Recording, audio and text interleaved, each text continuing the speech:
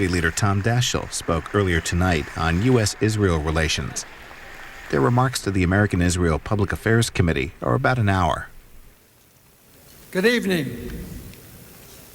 I am Mayor Mitchell, better known as Bubba, of Mobile, Alabama.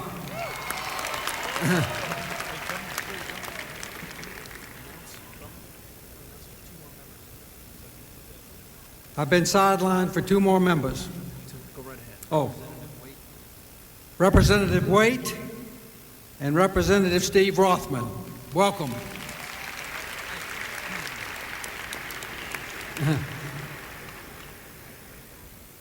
I first met Bill Frist after his landslide victory to the Senate some 8 years ago.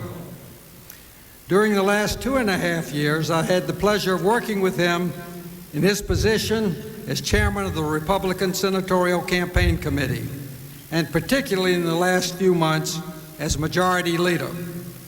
Without seeking publicity, Senate Majority Leader Bill Frist, an accomplished heart surgeon, approaches all of his responsibilities with both skill and compassion. For many years, Senator Frist has been a quiet but determined advocate for declaring war on HIV and AIDS. And in his 8 years in the Senate, he has been a passionate supporter of a safe and secure Israel.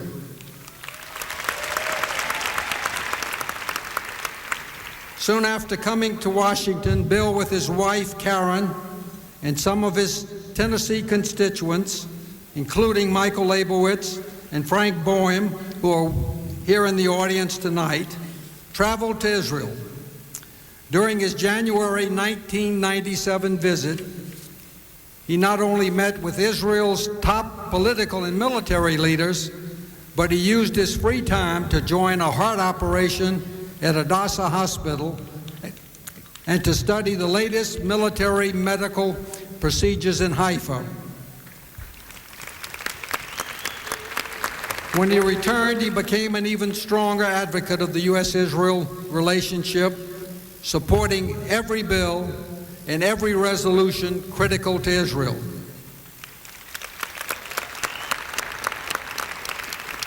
Two years ago, we were privileged to have Bill address the AIPAC Policy Conference. He clearly stated his position on the U.S.-Israel relationship by saying, "The reason is pretty clear. America stands by Israel because it is the right thing to do. We feel better about ourselves and stand taller in the family of nations when we do the right thing." After a meeting of his staff with Howard Corr and myself a few weeks ago, he backed his words with action once again. Along with Senator Democratic Leader Tom Daschle, Majority Leader Frist authored an important letter to the President highlighting Israel's dire security needs and asking for emergency loan guarantees and military aid as administration officials were debating how much assistance to provide Israel. The rest is history. Their efforts resulted in an administration recommendation of $9 billion in loan guarantees for Israel and $1 billion in direct military assistance to offset the costs Israel is incurring in the current war. Bill, we want to thank you for raising your voice at this important time and for always keeping the U.S.-Israel relationship close to your heart. We look forward to working with you to make America better and to ensure Israel's safety and security. Ladies and gentlemen, please join me in welcoming a true leader, a great friend of Israel, Senate Majority Leader Bill Frist.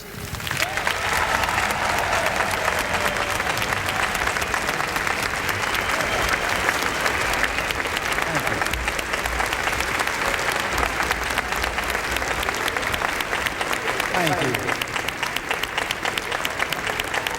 Thank you. Thank you. Bubba, thank you. Bubba, thank you for your kind words, and thank you all for the opportunity tonight for me to share my thoughts on the common cause that joins Israel and the United States as defenders of freedom, democracy, and peace in a very turbulent world. As Bubba mentioned, I had the wonderful opportunity of speaking to you 2 years ago in March of 2001.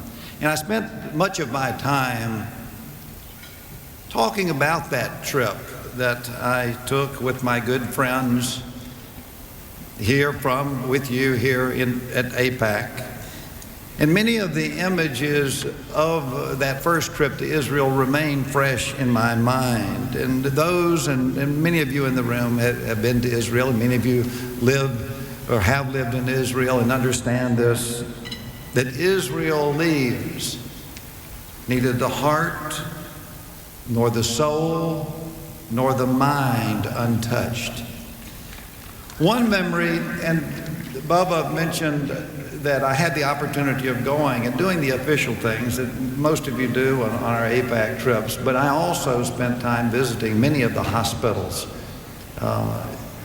throughout Israel with my friends, and had the opportunity of touring Rambam Medical Center, and most of you know Rambam is in northern Israel, 900-bed hospital, and it specializes in responding, in fact is the healthcare facility that has been established to respond to chemical or biological attacks for much of the Middle East. We saw the decontamination units like the ones that you saw in the video just a few minutes ago, where victims would be washed of those poisonous gases. We were briefed on the procedures of what one would do in the event there is a biological or a chemical attack. But what struck me most about that particular visit was something that happens every day in that hospital: the birth of a child. The parents of those 5,000 babies that are born each year at Rambam are given that little gas mask and given those antidotes in the event there is a biological or chemical attack. I'm a physician, I'm a heart and lung transplant surgeon, I'm used to trauma, but never in my mind did I ever imagine a gas mask for each and every child. And never at that time could I have imagined that one day I would be instructing my United States Senate colleagues just 2 miles from here in the United States Capitol how to don a very similar gas mask. And never could I have imagined at that point in time that I, as a physician and yes, a senator, would be traveling across the United States of America, visiting hospitals, encouraging them to set up a decontamination unit in the event there is another bioterrorist attack on our soil. Yet I have done that, and I do that, and I will continue to urge my friends all across America, preparing for what I believe is the inevitability of another biological attack on our soil here in the United States of America. And indeed, it reminds me that the world indeed has changed very much since we last spoke together at AIPAC in March of 2001. But what has even changed, I believe, more profoundly is our understanding of the world. Between the end of the Cold War and the start of the war on terror, international politics became mired in shades of gray. The words of diplomacy were often chosen as much to mask true intentions as to express them. It was a period when nations forged relationships out of expediency and commercial self-interest. With disturbing regularity, international institutions assumed moral equivalence between oppressor and victim.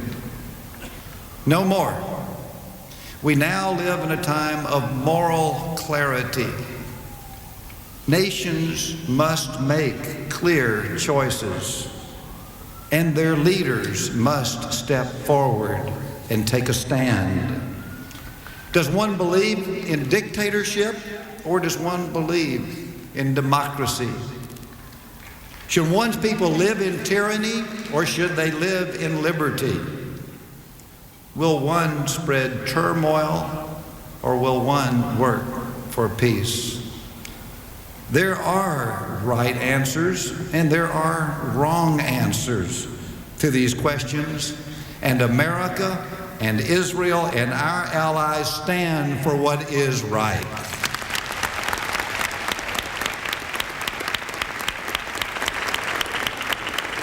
Since that dark day in September of 2001, too many in this great nation have lived in fear of further terrorist attacks. We simply cannot live in fear of a ruthless dictator, aggressor, and terrorist such as Saddam Hussein in possession of weapons of mass destruction. And to be sure, this is a war we worked to avoid. We worked for peace. We prayed for peace. But Saddam Hussein has chosen a different destiny, and he chose poorly, and we have chosen to live free of fear. Our mission is clear: to use the full might of the American military to disarm Saddam Hussein and to liberate the Iraqi people from his oppression. And we will accomplish that mission.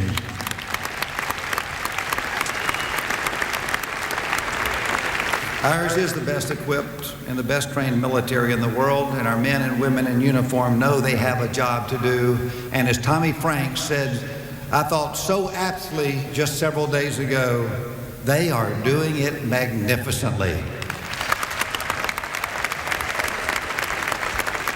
In only 6 days, American troops advanced more than 220 miles into Iraq.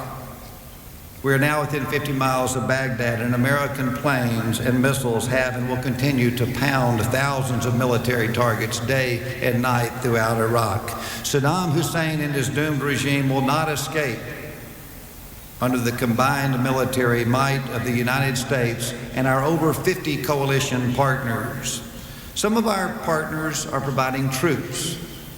Some of our partners are providing territory and airspace.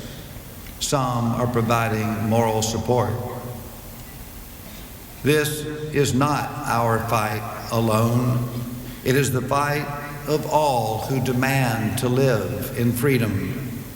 And once free people stir to action, they do not stop until tyranny is vanquished. America and our allies will not stop until we see victory.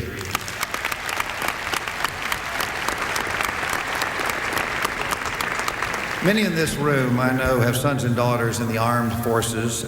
Others have proudly worn the uniform of the United States of America. Others still have seen the horrors firsthand, whether in Europe or in the Middle East, and some of you have even survived the brutality of a cruel dictator. You've seen it all before. We have seen it all before. We know what is at stake in this war. We know the fate of those who allow dictators to pursue their evil designs. Let there be no mistake. Evil is what we fight. Nearly every day over the past 12 days, families in this country awoke to the worst possible news: the loss in combat of a son, a daughter, a father, a brother. These brave Americans sacrificed their futures so that we may live ours in peace. Yesterday, at the post of the 101st Airborne down in Clarksville, Tennessee, I had a wonderful opportunity of visiting with many of the young families of the more than 17,000 soldiers who have been deployed to Iraq and Kuwait to fight for you and me. My conversations there yesterday reminded me, and I had the chance to go to church with them and to spend time talking to them over lunch. My conversations reminded me that our military is full of decent people, of honorable people, of patriotic people, Americans serving the cause of liberty. And at that church service yesterday, we honored the life of Captain Christopher Seidel, who served as an officer in the 101st Airborne. He was killed in that grenade attack in Kuwait a little over a week ago. In our thoughts and prayers this evening, we remember Captain Seifert, and we hope for the healing of a family and a community shattered by his loss. Indeed, every life is precious. This is a principle of the Jewish religion. It is a principle of my religion. And it is a principle to which I, as a doctor, as a physician, took an oath to uphold. Yet knowing this, we still send our youngest and our bravest and our brightest men and women in harm's way. And when we do, we should honor their sacrifice in how we comport ourselves. Those who are privileged to serve them in public office should aspire to their level of greatness. We must measure our words, any words that claim Americans have been sent into battle for other than the noblest reasons are simply untrue.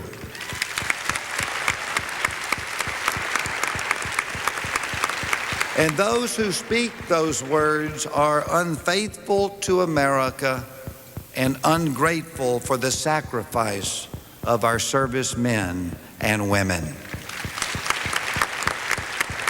America is a great and a good nation. We are a democracy. We debate, we discuss, we disagree, but we are all Americans. And the losses we incur as is and should be a constant reminder of how fortunate we are for the blessings as the land of the free and the home of the brave. On September the 11th, 2001, we were dealt a cruel blow, but with the quiet conviction and the deep strength that makes us Americans, we refuse to be victims. We chose action over indifference. It is this resolve that bonds the United States with Israel and Israel with the United States. It is this certain knowledge that inaction is a form of action. It is a resolve forged in the suffering inflicted by vicious terrorists who see innocent life as a target of opportunity. It is a stand that, sadly, some who are supposed to be our allies are unwilling or unable to make. As could only be expected, Israel has chosen to stand with us in this fight, and for that we are grateful.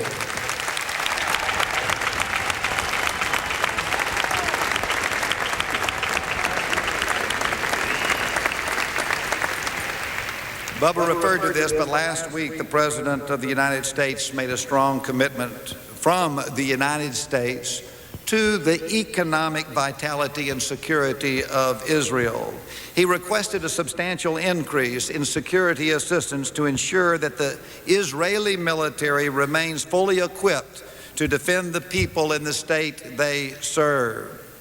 It was my pleasure, as Bubba mentioned, to join my colleague, Senator Daschle, to encourage the President upon this course. This assistance is provided knowing fully the risk the Israeli people take each and every day. The risk they take to step out the front door of their homes, to shop at the markets, to take that step up onto that bus, to walk the streets, the risk of living within reach of Saddam Hussein's arsenal of weapons of mass destruction. These risks made a deep impression on me personally when I traveled with you, with AIPAC, to Israel. And now we live many of those same risks in America as well.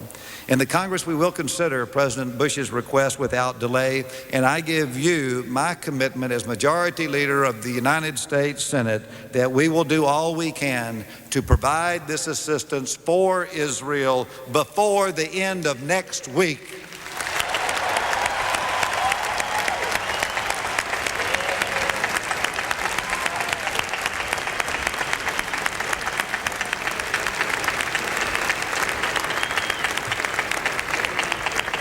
I ask that you too, and all in your visits to the members of the United States Congress, help deliver on that promise. Israel and the United States have never worked more closely than we do today.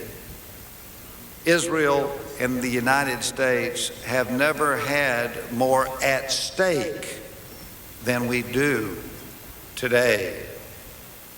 As the state supporters of terror accumulate weapons of mass destruction, and as terrorists attempt to acquire them and demonstrate a desire to use them, we have joined with Israel for a fight for our survival. This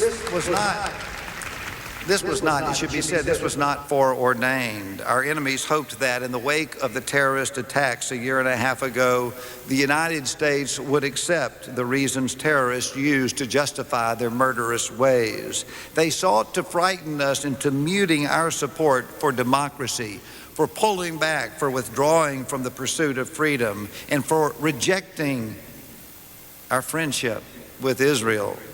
How wrong they were, and how wrong they will continue to be. My friends, the United States does not run from a fight. We will not be intimidated by the likes of Osama bin Laden or Saddam Hussein, and America does not turn its back on its friends. I do thank God that in these difficult days, as we face these difficult tests, the United States of America is led by President George W. Bush.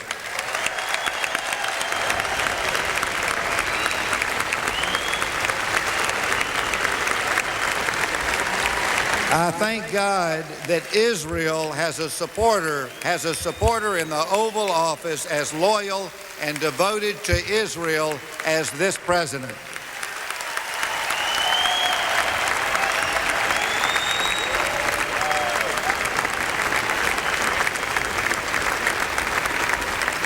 President Bush will use the full might of our military to defend this nation, and he will uphold his oath of office. Of this, I am absolutely certain. And though he will lead the nation in war where necessary, President Bush has also laid out a vision for peace in the Middle East. President Bush's vision for peace, laid out, as all of you know, in remarks on June 24th, is not a calendar. No, rather it's a journey. And the journey has a beginning, and it has a middle, and it has an end. The failure to meet the first part, the beginning, makes it impossible to achieve the last. The beginning of this process is an end to the terror against the innocent people of Israel. And it makes sense because peace cannot exist without security, and security cannot exist under that threat of terror. That's the beginning. The middle Part of this journey towards peace will see Israeli and Palestinian leaders negotiating in an environment free of coercion and free of outside pressure to reach a solution that both can live with. And clearly, and we all know, clearly this will not be easy. Many of the core issues that divide the two sides are matters of deep conviction for both peoples, but with determination and with focus and with faith in the Almighty, there is hope. And this hope could only be strengthened by the replacement of Palestinian leaders whose hands are stained with the blood of innocent Israelis.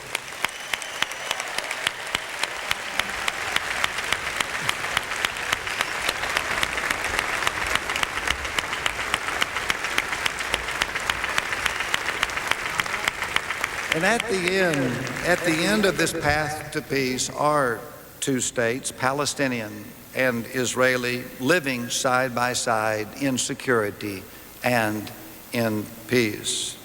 The vision can only be realized with a demonstrated commitment to peace, a willingness by all parties to accept in word and in deed the right of the nation of Israel to exist and the right of the Jewish people to live in a secure place. As unattainable as this may seem to many, I do have the deepest confidence in the ability of the President of the United States to show us the way.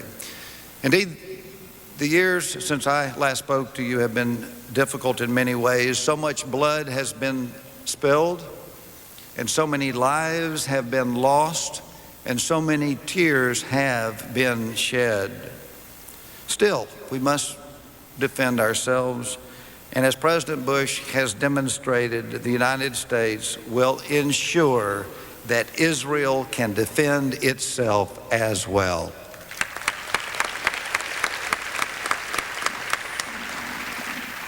In closing, the cause in which we are now engaged in Iraq and in Afghanistan and indeed in every corner of the world is not new. It is only the latest in a long line of battles in which Americans have laid down their lives for freedom and opportunity and peace. Do we know when victory will be won? Do we know what price victory will exact? As we could not know with past struggles, we cannot know with this one. But we really don't need the answer.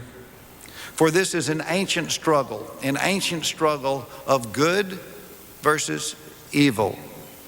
And it's old as mankind, and it will last until the end of time.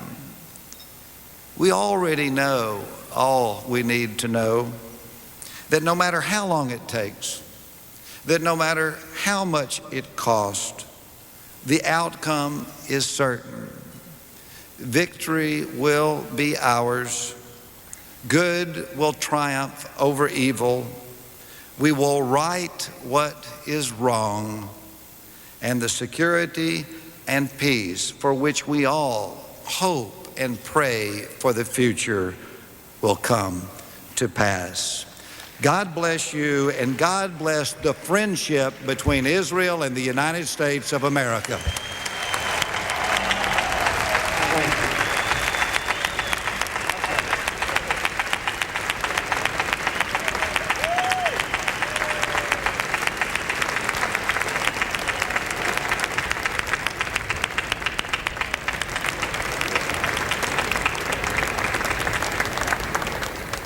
Thank you, Senator Frist. I really appreciate the opportunity to follow you. My name is Norman Brownstein, and I am an AIPAC board member from Denver, Colorado. Tom Daschle and Israel have a great deal in common. Both are enduring, resilient, and feisty. One of the most amazing things about Tom Daschle is that throughout his long journey from the House in 1978 to his ascendancy as the most powerful Democrat in Washington, he has lost none of his modesty, his decency, and his moral compass. Perhaps even more importantly, he has never forgotten where he came from and why he is here. Tom Daschle's support for Israel has been so consistent and so instinctive. He understands from his gut that the United States has no better friend than Israel, that the United States has a moral and strategic obligation to ensure Israel's survival, and that it is incumbent upon Congress to speak out in defense of those principles. And speak out he has. When he spoke to this conference a year ago, he made clear that the Palestinians would never achieve a state through suicide bombings. And he called on Arab states such as Egypt and Saudi Arabia to take a stronger role in combating terrorism. He also pledged that the United States Senate will continue to stand with Israel in good times and bad. Unfortunately, Israel has been facing some tough times, and as he promised, Senator Daschle has been there.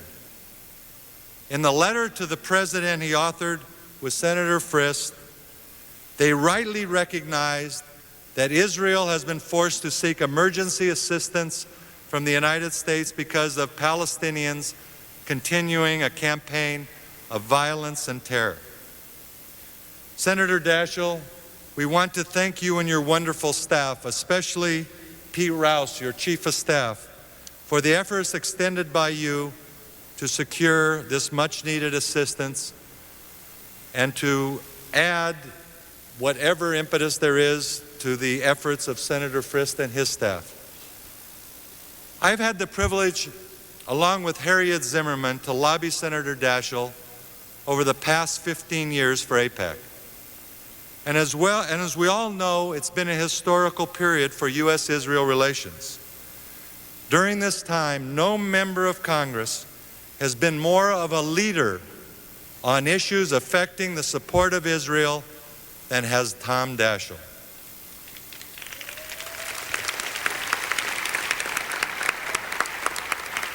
As I look out over this audience of almost 5,000 people, it reminds me of the first time I met Tom Daschle in Denver in 1986. At our first meeting, Tom explained to me how much Israel needed AIPAC's leadership and political vision. He also explained to me how the Jewish community needed to be involved, even with senators from South Dakota. You know, that state with such a large Jewish constituency. Or as Tom fondly refers to it, as my daughter Callie reminded me, the frozen chosen. Tom explained to me the importance of the Jewish community touching all 535 congressional representatives, how important grassroots were to each member of Congress. As I look out over this incredible crowd, Tom's advice has more meaning than it ever has had before. Tom, with people like you and Senator Frist in key positions in Congress, we know that Israel will survive and prosper despite the daunting challenges she faces. Ladies and gentlemen, please join me in welcoming a true leader and a great friend of the State of Israel, Senate Democratic Leader Tom Daschle.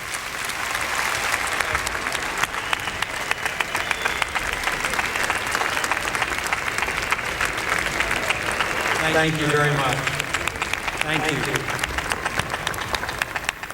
My colleague, Senator Frist, Mr. Ambassador, members of the dais, my colleagues, distinguished guests, it is a great honor to be with you at such a critical moment in our nation's history and in the history of our friendship with Israel. I am grateful for your warm reception. I am also grateful for the extraordinary job done by AIPAC each and every day, in particular your Washington office when you're not here.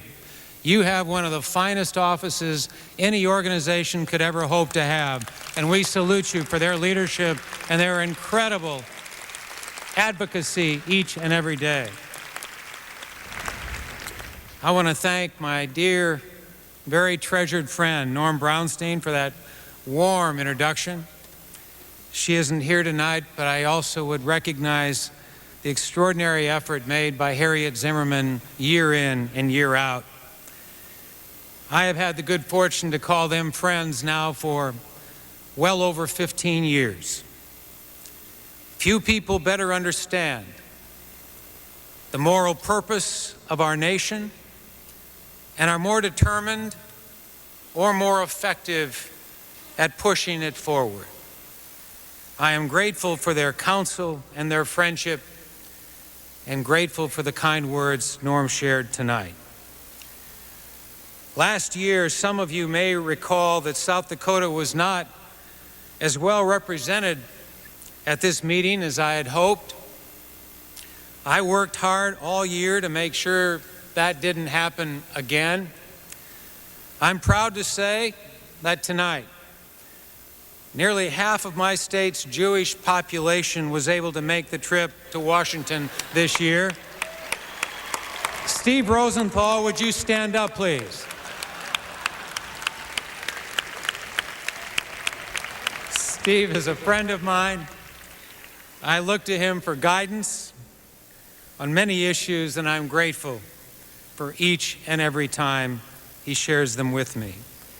I want to thank Senator Frist for his eloquent and powerful remarks tonight. It's been a pleasure for me to have the opportunity to serve with him, to work with him in his capacity as our majority leader.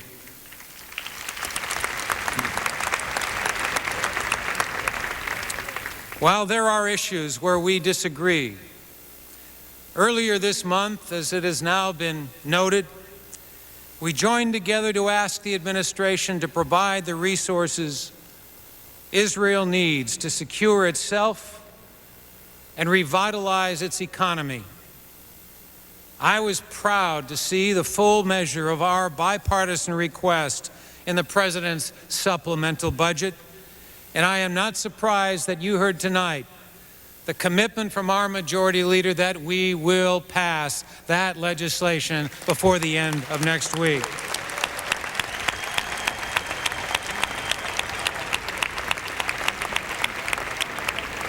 It is yet another example of our unyielding commitment to restore security, peace, and peace of mind to all Israelis. These are difficult days for our nation and for Israel, and difficult days demand that we speak frankly. These past 2 years have been extraordinarily difficult. The risk Israel has taken for peace have been met with a cynical return to terrorism. Just this weekend, in Netanya, we saw yet another example of brutality. Today, once again, Israel finds themselves reaching for gas masks in the expectation that Saddam Hussein could launch attacks with chemical or biological weapons. Meanwhile, across the world, protests against the war are developing into crude displays of anti-Semitism, and violence against Jews is on the rise in Europe. The true measure of Israeli courage is found at moments of great test and trouble. And the true measure of America's friendship to Israel will be proven during troubled days as well. As always, there are some here and some abroad who would drive a wedge between America and Israel, but to do so would be to separate America from its best self. From 1948 Through this day, America's commitment to Israel is rooted not in economic gain, not in narrow calculations of foreign interest, not in politics. Then and now, our commitment to Israel grows from our duty to preserve the great heritage of liberty and democracy, of which we are the most fortunate heirs and the most powerful defenders. America and Israel share an unbreakable bond. It is imperative that bipartisan leadership in the Senate and in the House, working in concert with this administration, do everything in our power to honor this friendship in peace and in war, in prosperity and in hardship, in hope and in fear. It is a friendship for which America has been and will continue to be willing to struggle and to sacrifice. As Jonathan says to David in the book of Samuel 20:42, we have sworn friendship. The Lord is witness between you and me, and between your descendants and my descendants forever. America is now engaged in a war to disarm Iraq and bring freedom and stability to a people and a country that have known precious little of either. The closer we are to victory, the fiercer will be the battle. And our prayers are with our young men and women tonight who serve in Iraq and in the surrounding area in uniform so courageously and so bravely.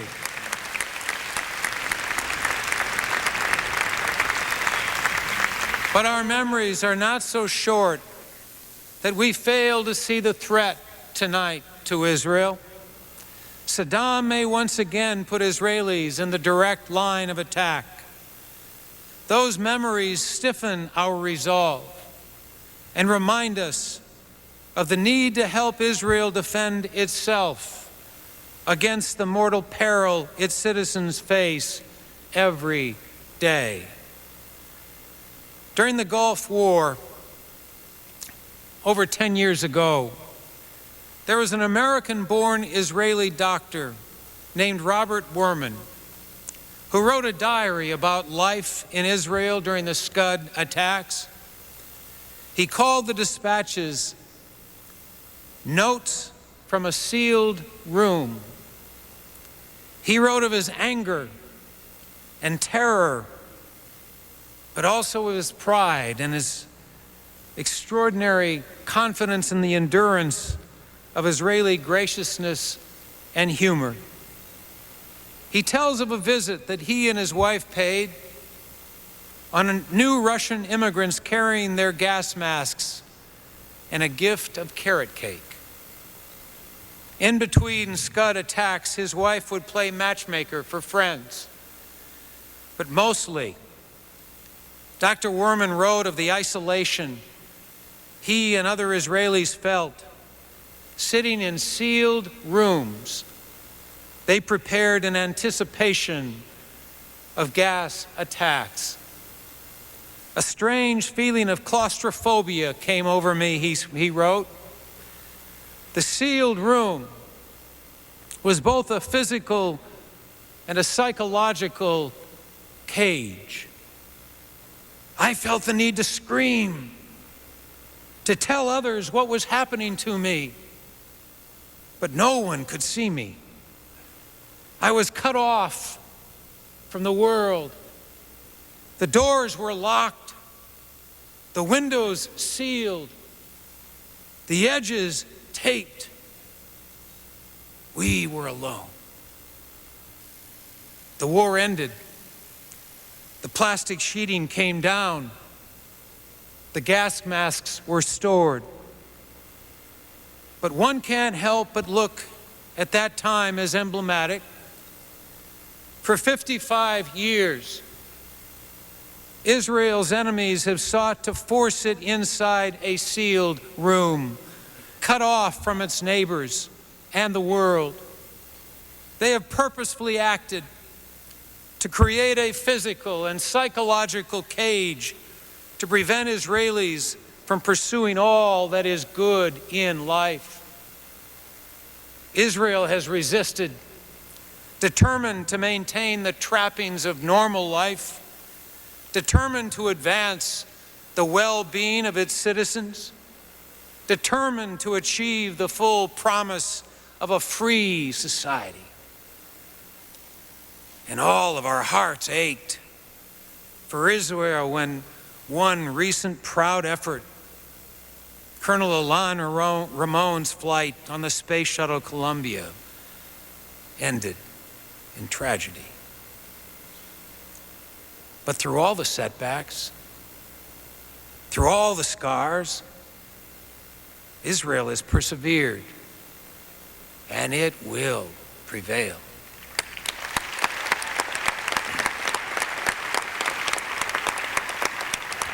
Though these are dark times, I believe that day will come.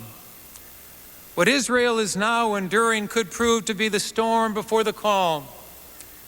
The Palestinian leadership, long held captive to the malicious whims of one man, has chosen its first prime minister.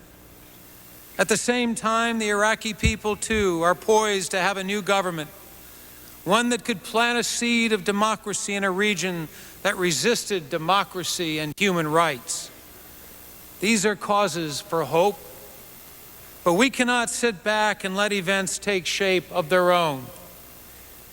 Even after our troops triumph and Saddam falls, there will be many who will challenge the creation of a peaceful, stable, and united Iraq. Even now, against the wishes of Palestinians, sick with his corruption, and a world united in its disillusionment, Arafat is working to undermine the authority of the prime minister whose appointment he claims to support. We cannot allow that to happen. Arafat is the past in the Palestinian territory, and we must recognize that. We cannot allow Arafat to dictate the country and the positions of his people any longer.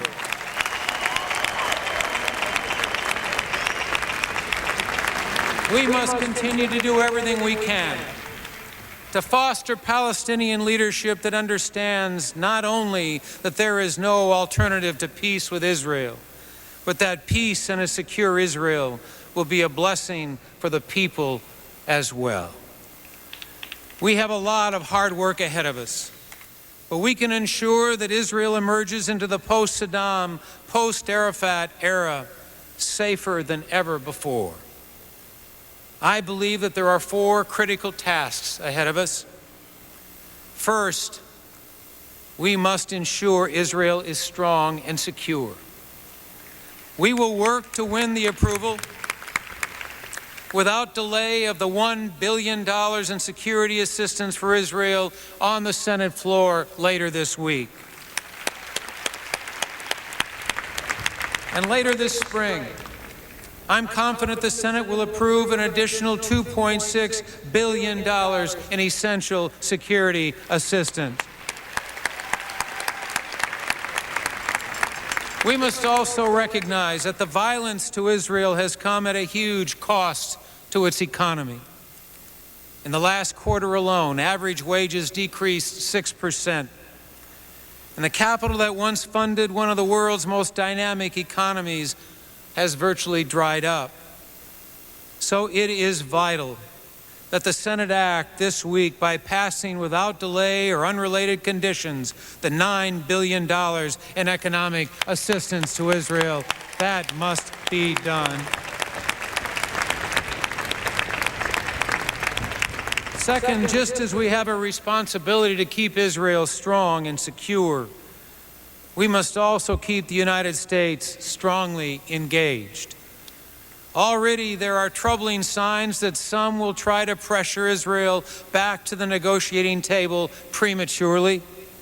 The President was right to re-engage in the conflict with the Palestinians. America's continuing role in the diplomatic efforts underway are good for our country and good for Israel. But we should be clear. When Israel chooses to assume risks for peace, Israel has a right to demand concrete and decisive steps against terrorism.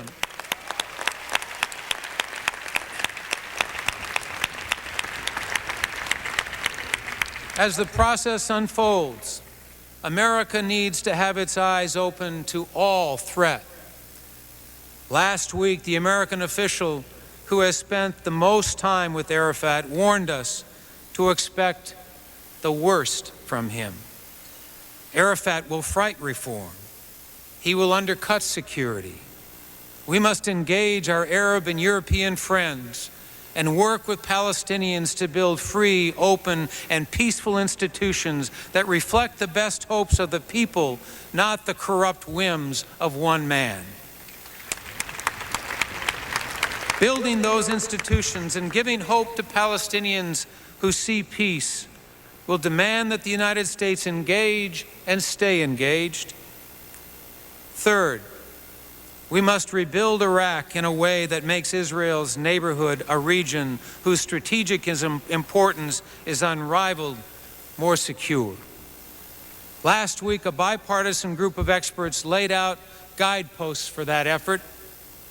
Our goal must be a united Iraq, governed by a pluralistic system representative of all Iraqis, fully committed to the rule of law and the rights of all citizens.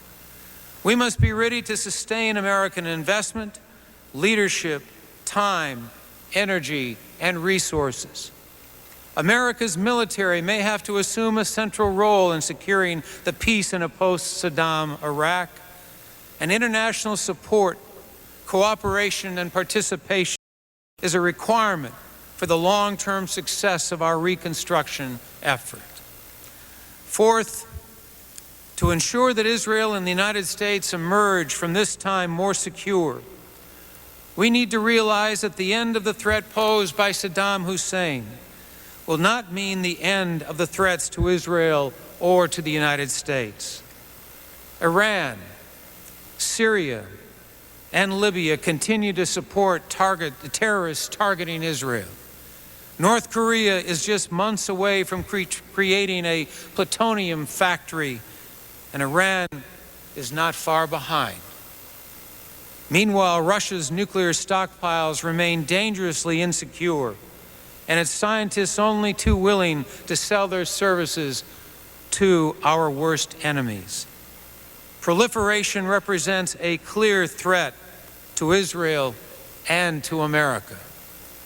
It must be confronted by an international coalition against proliferation, every bit as robust as our coalition against terror. It requires that the United States develop a comprehensive strategy, not ad hoc tactics or singular reliance on the power of our military. This is a demanding moment.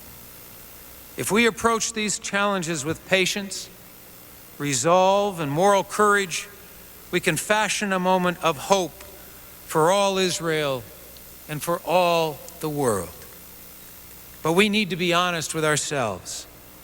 Without hard work, peace for Israel will not be won nor preserved.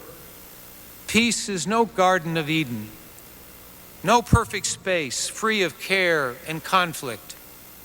It requires constant vigilance, and the work may never be finished. A friend of mine recently met a kibbutznik who told him that years ago his young son asked him about his army service. He told his son back then, "I'm in the military, but you won't have to be." Well, not long ago, his son joined the Israeli Defense Forces. Though we may wish to secure an inheritance of peace for our children, the best we may hope to do is to set an example of duty, a model by which they can continue the work and set the example for their children anew. This wisdom binds Israel and America, and indeed all democratic peoples together. On July 3rd, 1776, John Adams wrote his wife Abigail a letter, which he closed with these words: I am well aware of the toil and blood and treasure that it will cost us to maintain this declaration and support and defend these states. Yet through all the gloom, I see the rays of ravishing light and glory. I see that the end is worth more than all the means, and that posterity will triumph in this day's actions, even if we should one day rue it, which I trust in God we shall not. There is no final victory for peace. It is built day after day, generation after generation, through the dedication, the sacrifice, the perseverance of a free citizenry. Peace cannot be a windowless prison, a sealed room which traps Israel just as it keeps out its enemies. It is simply and humbly a life without fear.